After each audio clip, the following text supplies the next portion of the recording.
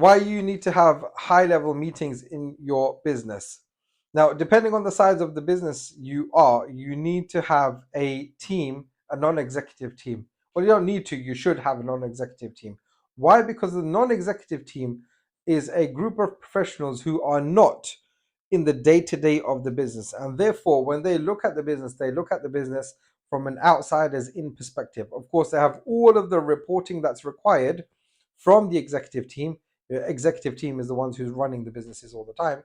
But your non-exec team advises the executive team, we know that this works and that doesn't work, and so on and so on.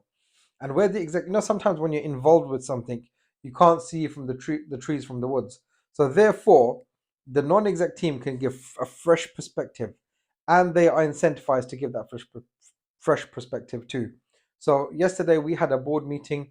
There was a couple of decisions which I left to the board because I knew that when you're in the business, is this a, you're so focused on a particular project that you want to work on, but getting an outsider's perspective is always going to be valuable. And it worked out that we pared down one of the projects by about £10,000 per year.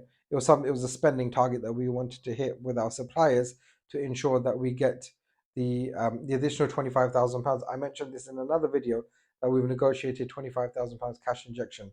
They said that if you spend an X amount with us, which we do way more than that, but it's just that we fix that lower amount in, then they'll give us the cash. And that's exactly what we ended up doing. So we got the approval from the board. I wanted to make sure that was a collective decision. And there's other aspects of the business as well that we discussed. And always you want to make sure that you make the right decisions. So that's the importance of having board meetings. And of course, we're an acquisitive group. So we were talking about acquisitions that are in the pipeline to see which ones are good and which ones aren't.